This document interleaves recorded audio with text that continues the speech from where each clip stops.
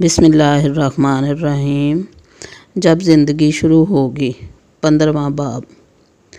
جنت کی اس بادشاہی میں آہستہ آہستہ میرے جاننے والے لوگ بھی آتے جا رہے تھے۔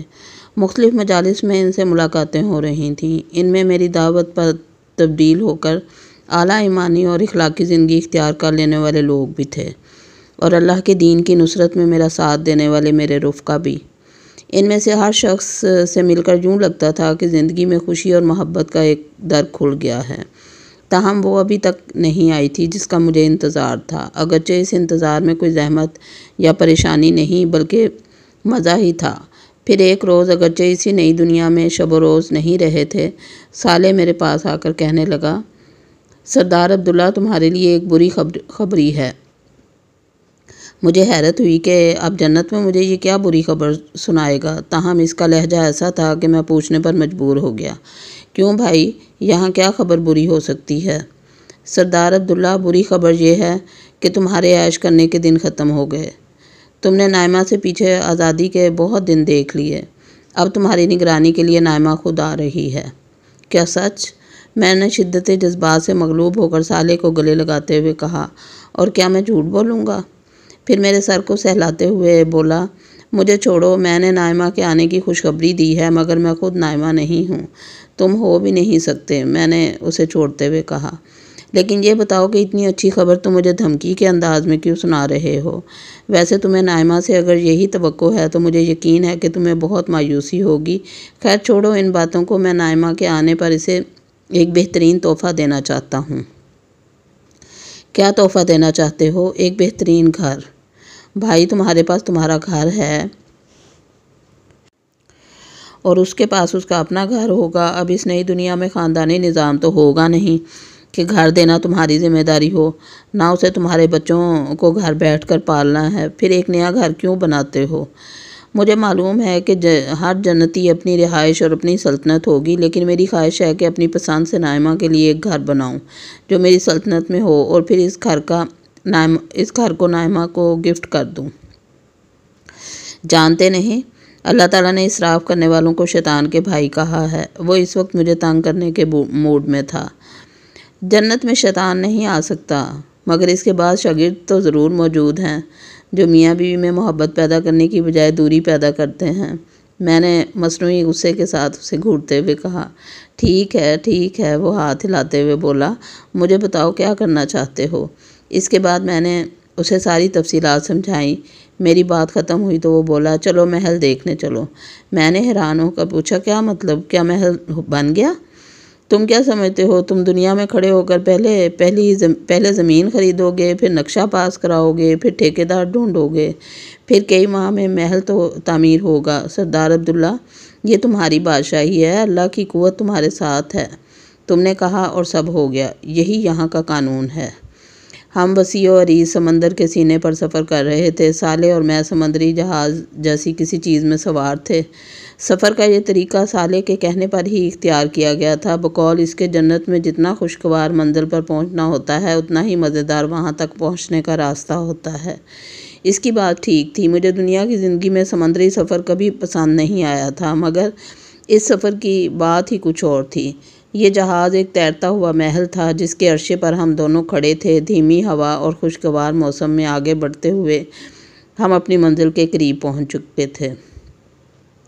ہماری منزل وہ پہاڑی جزیرہ تھا جسے ایک محل کی شکل میں نائمہ کے لیے تیار کیا گیا تھا۔ یہ محل بالکل ویسا ہی تھا جیسا میں صالح کو بتا رہا تھا، بیچ سمندر میں ایک بہت بڑا جزیرہ جہاں سرسبز پہاڑ، دریا، ندیاں، آبشاریں اور سمندر کے ساتھ چلنے والے پہاڑی راستے، گھاس کے بڑے میدان، اور ان سب کے درمیان ایک گھر جس کا فرش شفاف ہیرے کا بنا ہوا، ایسا فرش جو ہیرے کی طرح چمکدار اور شیشے کی طرح شفاف ہو، اور اتنا شفاف کہ اس کے نیچے بنے حوضوں میں بہتا پانی اور ان میں تیرتی رنگ برنگی مچھلیاں صاف نظر آئیں، جس کی دیواریں شفاف چاندی کی بنی ہوئی ہوں جن سے باہر کا منظر نظر آئے، اور جس کے بلند و بالا چھت سونے کی ہو اور چھت پر موتی، جواہرات اور قیمتی پتھر جڑے ہوں۔ یہ محل کئی منزل بلند ہو، اتنا بلند کہ ارد گرد کے پہاڑوں سے بھی بلند ہو جائے، جس کی ہر منزل سے فطرت اور اس کی صناعی کا ایک نیاز ایک نیا زاویہ نظر آئے۔ یہاں آ کر جو کچھ میں نے سامنے دیکھا وہ میرے بیان اور انداز سے بھی زیادہ حسین تھا۔ اس کا سبب شاید یہ تھا کہ میرے الفاظ ان نعمتوں کو بیان کرنے کے لیے بہت کم تھے جو مجھے حاصل تھیں۔ میں نے تو ایک عمومی نقشہ یا خیال بیان کیا تھا، مگر اس نقشہ میں ڈیزائن، رنگ و روپ، روشنی، آرائش اور دیگر مواد کی جو رنگ آمیزی ہوئی تھی وہ میرے بیان اور تصورات دونوں سے کہیں زیادہ تھی۔ صالح نے میری بات کو اصول میں سمجھا اور اس کے بعد وہ محل بنوا دیا جو حسن تعمیر کا ایک ایسا شاہکار تھا جو تصور سے زیادہ دل فریب تھا۔ یہ محل اتنا بڑا تھا کہ اسے پورا دیکھنے کے لیے بھی بہت وقت درکار تھا۔ میں نے صالح سے کہا، میرا اطمینان ہو گیا ہے، ایسا ہے کہ ابھی چلتے ہیں، نائمہ آئے گی تو میں اس کے ساتھ۔ میرا جملہ یہیں تک پہنچا تھا کہ موسیقی اور نغمگی سے بھرپور ایک آواز آئی، مگر میں تو یہاں آ چکی ہوں۔ میں نے پیچھے مڑ کر دیکھا تو بس دیکھتا ہی رہ گیا۔ یہ نائمہ تھی اور نائمہ نہیں بھی تھی۔ حشر کے دن میں نے نائمہ کو نوجوان اور بہت خوبصورت دیکھا تھا، مگر یہاں میرے سامنے لڑکی کھڑی تھی۔ اس کی کیفیت کو بیان کرنے کے لیے حسن، خوبصورتی، نوجوانی، شباب، روپ، کشش جیسے الفاظ کوئی حیثیت نہیں رکھتے تھے۔ میں ابھی اسی کیفیت میں تھا کہ صالح کی آواز آئی، آپ سے ملیے، آپ سردار عبداللہ ہیں، یہ نائمہ ہیں، اور یہ مجھے معلوم ہے کہ آپ کو ایک دوسرے سے مل کر بہت خوشی ہوئی ہے۔ تم نے مجھے بتایا کیوں نہیں کہ نائمہ پہلے سے یہاں ہوگی؟ میں نے قدرے ناراضی کے ساتھ صالح کی طرف دیکھتے ہوئے کہا۔ نائمہ صالح کی صفائی پیش کرتے ہوئے بولی، انہیں میں نے منع کیا تھا، میں آپ کو سرپرائز دینا چاہتی تھی۔ یہ بھی آپ کو سرپرائز دینا چاہتے تھے، دیکھا آپ نے، آپ کے لیے کتنا غیر معمولی گھر بنوایا ہے انہوں نے۔ ہاں میں نے دیکھ لیا، مجھے تو اپنی آنکھوں پر یقین ہی نہیں آتا، اور مجھے اپنی آنکھوں پر یقین نہیں آ رہا، میں نے نائمہ کو دیکھتے ہوئے کہا۔ پھر صالح کو مخاطب کرتے ہوئے کہا، آپ کی بیگم تو ہے نہیں، آپ رخصت ہونے کا کیا لیں گے؟ اس نے ہنستے ہوئے جواب دیا، میں دنیا میں ہمیشہ تمہارے ساتھ رہا تھا اور آج بھی یہ چاہتا ہوں کہ تمہارے ساتھ رہوں، مگر بھائی اس وقت آپ نظر نہیں آیا کرتے تھے۔ وہ شرارتی انداز میں بولا، یہ اب بھی ممکن ہے میں غائب رہ کر یہاں موجود رہوں۔ یہ کہتے ہی وہ ہماری نظروں سے غائب ہو گیا اور پھر اس کی آواز آئی، ایسے ٹھیک ہے؟ نہیں بھائی نہیں، ایسے نہیں چلے گا، نائمہ ایک دم بولی۔ صالح دوبارہ ظاہر ہو گیا۔ نائمہ نے اسے دیکھ کر اطمینان کا سانس لیا اور بولی، آپ وعدہ کریں کہ جب بھی آئیں گے انسانوں کی طرح سامنے آئیں گے اور جائیں گے تو انسانوں کی طرح جائیں گے۔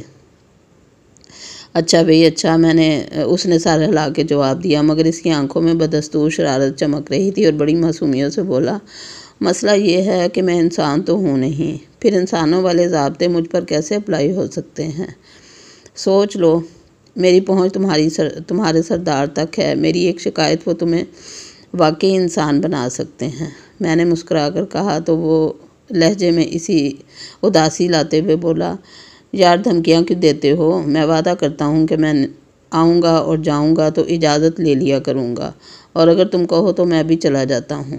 یہ کہہ کر وہ پیٹھ پھیر کر مڑا اور 2-4 قدم چلا، پھر گھوم کر نائمہ سے بولا، گرچہ میرے جانے سے کوئی فرق نہیں پڑتا کیونکہ تم دونوں کے بچے یہاں آ چکے ہیں اور ان کا فیصلہ یہ ہے کہ ہم دونوں ماں کی شادی خود کریں گے، اس کے بعد ہی تم عبداللہ کے گھر آ سکتی ہو۔ صالح نے بالکل صحیح کہا، لیلا اندر آتے ہوئے زور سے بولی اور تیر کی طرح بھاگ کر میرے پاس آ گئی۔ اس کے پیچھے ہی انور، جمشید، عالیہ اور عارفہ بھی تھے۔ ان کو دیکھ کر میری خوشی کئی گنا بڑھ گئی۔ میں نے سب کو اپنے گلے سے لگا کر پیار کیا۔ ملنے ملانے سے فارغ ہوئے تو نائمہ نے قدرے غصے کے ساتھ ان سے کہا، یہ کیا بچپنے والی بات تم لوگ کر رہے ہو؟ ہماری دوبارہ شادی ہوگی؟ عالیہ نے کہا، امی پچھلی دنیا میں ہم میں سے کوئی بھی آپ کی شادی میں موجود نہیں تھا، اس لیے ہم سب بہن بھائیوں کی متفقہ رائے ہے کہ ہم آپ لوگوں کی شادی بڑی دھوم دھام سے کریں گے۔ ہم آپ کو خود دلہن بنا کر رخصت کریں گے اور اس وقت تک آپ کا ابو سے پردہ ہوگا۔ وما علینا الا البلاغ۔ اللہ حافظ۔